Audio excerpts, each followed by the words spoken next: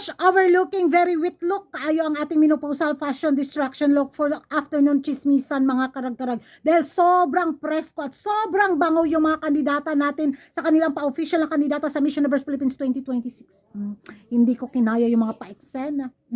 At of course, isang magandang hapon sa inyong lahat mula dito sa Lasak City. Na-stress ba kayo mga karag-karag? Kung hindi kayo na-stress, hindi rin ako na-stress. Pero mas na-stress yung mga kapitbahay nating inggitero at inggitera, mga himantayo na may imoterang mga taga Milky Way at taga Black Hole dahil sa pa-eksena nga sa Miss Universe Philippines 2026 doon nga sa pa-elevator, hindi pa-elevator, escalator ba?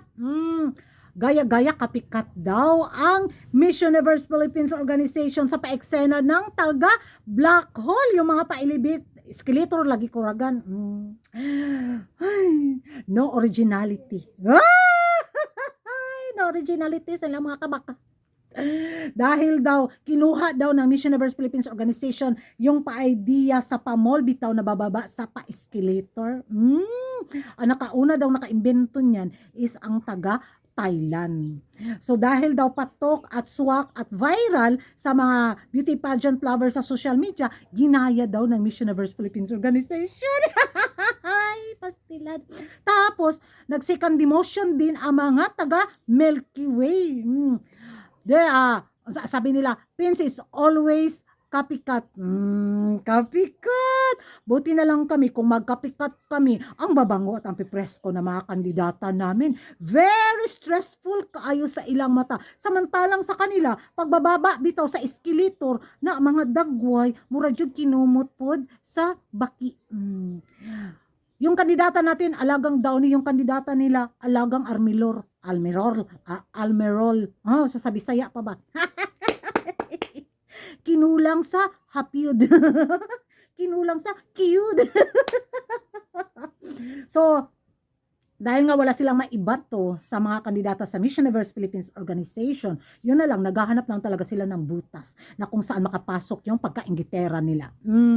Dahil ako, kita nyo naman sa mga pa-eksena at sa mga beauty na mga kandidata sa taon na to, walang tapon, talagang palaban. Samantalang yung sa kanila, nagsisimula na yata rin yung national pageant nila doon, wala.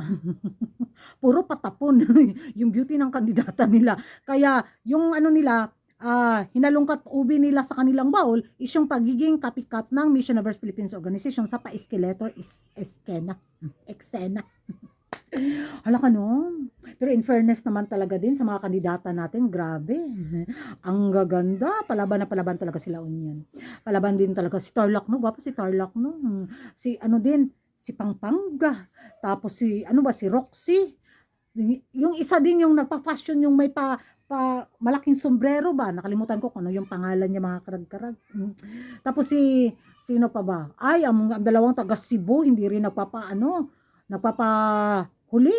Si April at saka si Bromeo. Tapos, Tagig ha? Sino pa ba yung mga kandidata nitong grabe sa taon na to. Nahihirapan ako mamili sa top 5 ko dahil yung mga frontrunner, wala. Hirap nila hilahin pababa yung mga malalakas na mga frontrunner at ipasok yung mga mga dark horse bitaw sa taon na to. Wala Kaya pa ba Miss Universe Philippines organization? Dahil hindi kinaya ng ating mga kapitbahay. So, ewan ko sa inyo mga karagara kung ano yung magiging reaction nyo sa pa-event ngayon sa Miss Universe Philippines 2026 na nakita na natin yung mga official na mga kandidata. Sino ang umangat sa pa-event na to mga karagara? At ano yung masasabi nyo na copycat daw ang ating ang MUPH organization sa pa-escalator pig ng mga kapitbahay natin? Level up ba yung pagiging copycat ng Pins or nag-downgrade version tayo? Murag wala dyan may downgrade version. Very halimuyak kaayo. Hindi dyan talaga bahong imbornal yung mga kandidata namin. Kaya mamatay kayo sa inggit. Thank you for watching mga karag-karag. Kung hindi ka pa nakapag-subscribe sa YouTube channel ko, don't forget to like and subscribe Kuragan Karag and hit the notification bell para updated kayo sa mga latest kaganapan at late na intriga sa mundo ng beauty pageant. And thank you for watching. See you in my next vlog. Bye-bye!